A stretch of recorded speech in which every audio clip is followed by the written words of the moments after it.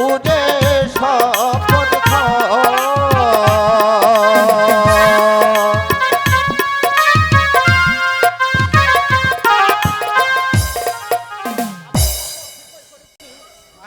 আমি শপথ টিকেই করেছি পাগলা বাবা, আমি মুক্তাকে কোনোদিন ভুলবো না।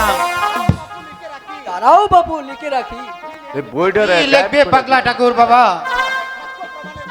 তোমাদের সাক্ষ্য প্রমাণের কথা, শুধু তোমাদের কথা নয়, হাজার হাজার মানুষের কথা আমার কাছে লেখা আছে।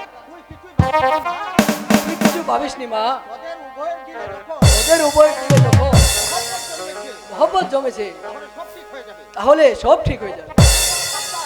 তবে খুব সাবধান, ভুল করলে কিন্তু কষ্ট আছে। এবার আমি আসি। পাগল ঠাকুর কি যেন বলে গেল, আমার আমার যে ভয় হচ্ছে বন্ধু। কোনো ভয় নেই গো, কোনো ভয় নেই। কে তুমি? আমি তোমাদের সাহায্য পাচ্ছি। আজাদ, হঠাৎ তুই এখানে কেন এসেছিস ভাই? আমি এসেছি তোমাদের সাহায্য দিতে ভাইজান। কিসের সাহায্য দিতে এসেছিস রে আজাদ? মুক্তার সাথে তোমার। ও মা, তুমি তাহলে? আমি আড়ালে দাঁড়িয়ে তোমাদের সব কিছু আমি শুনেছি এবং তোমার গলে মালা দিতে তাও আমি দেখেছি। তুমি না ভারী দুষ্ট। দুষ্ট না হলে কি বাজি হবে না? মজনু ভালোবেসে বিয়ে করেছিল লাইলিকে, আর তোমার সকল বাধা ডেঙিয়ে বিয়ে করতে হবে আমার ভাইজানকে। তার ভিতর তুমি আমায় কথা দাও। হ্যাঁ হ্যাঁ, আমি তোমাকে কথা দিলাম আজাদ, আমি যে মুক্তাকেই বিয়ে করব। আমি শুনে খুব খুশি হলাম। তাহলে এবার আমি আসি ভাইজান। আজাদ আজাদ, শুন ভাই শুন, পিতা কি এই বলো বলো কি বলবে? পিতার কাছে সেই দিনই আমি সেই কথাটা বলেছিলাম। পিতা বললেন বিয়ের কথা তো আগেই হয়ে গেছে, এখন যদি সে মত পাল্টায় তাহলে বিয়ে কেউ আটকাতে পারবে না। তুমি তুমি নির্ভয় থেকো ভাইয়া। আমি সব দায়িত্ব মাথায় একা নিয়ে দায়িত্ব পালন করব। ওরে ভাই আজাদ, তোকে যে আমি কি বলে ধন্যবাদ জানাবো তা আমি ভেবে স্থির করতে পারছি না। ওরে আজাদ, এই পৃথিবীতে অনেকের এই ভাই আছে, কিন্তু তোর মতো মহৎ ভাই আমি আর একটু এই জীবনে দেখিনি রে ভাই। ওরে ভাই আজাদ, তোর গায়ে যদি এতটুকু কাটার আঁচল করতো আমি কেঁদে বুক ভাসিয়ে দিতাম রে ভাই। আমি সব কিছু বলতে পারবো, কিন্তু তোর মহত্বের কথা আমি কোনোদিন বলতে পারবো না রে ভাই, কোনোদিন বলতে পারবো না ভাইয়া। ওরে ভাই আজাদ, আয় আয় ভাই, তুই আমার বুকে আয়। আয় আয় রে ভাই, তুই আমার বুকে আয়।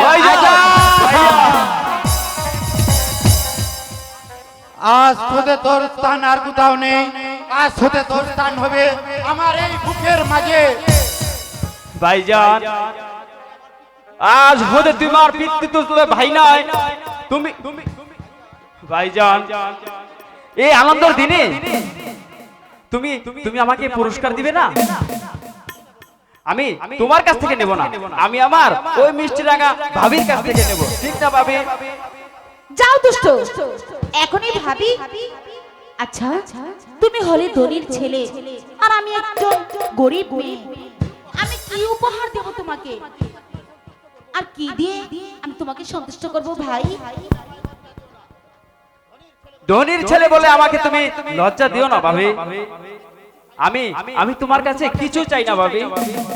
আমি চাই তুমি ভাইজানের কাছে চির অমর হয়ে থাকো।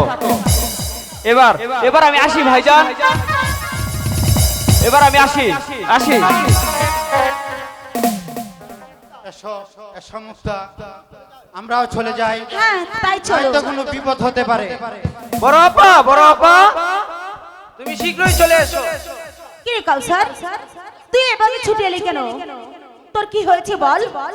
আমার কিছু হয়নি বড় আপা, তুমি তাড়াতাড়ি চলো গো। কেন দেরি করেছে বলে মা বুঝি রাগ করে আছে? না, মা ব্যথায় চিৎকার করছে। চলো বোন, আম্মি জান হয়তো আর বাঁচবে না। না না, আমার মা কখনো মরতে পারে না। হে খোদা, তুমি তার সহায় থাকো খোদা।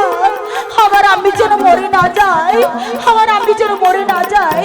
আমি চলি বন্ধু, আমি জানি না আমার আম্মি বেঁচে আছে কিনা, বেঁচে আছে কিনা। মুক্তা,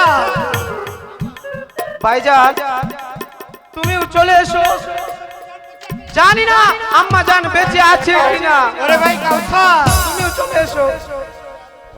ওগো ওগো দয়াল খুদা, তুমি এই আনন্দের মাঝে কি শুনালে আমায়? না না না, আমি আর দাঁড়িয়ে থাকলে চলবে না। মুক্তা চলে গেছে, আমাকেও যেতে হবে। তোমার সামনে বন্দা হাজির। তুমি কেন এখানে এসেছো জমবাহাদুর? তোমাকে প্রাসাদে নিয়ে যেতে। কেন, আমার অপরাধ? তুমি প্রেম পাগল হয়ে গেছো বলে। মানে তার মানে তুমি প্রেম পাগল হয়ে গেছো, তার প্রমাণ তোমার প্রেমিকা যাওয়ার ফুলের মালা এখনো তোমার গলে রয়ে গেছে শাহজাদা। আমার আসতে দেরি না হলে এই মালা তোমার গলায় পরানো হাত তোলা শাহজাদা। জন্ম জন্ম জন্ম জন্ম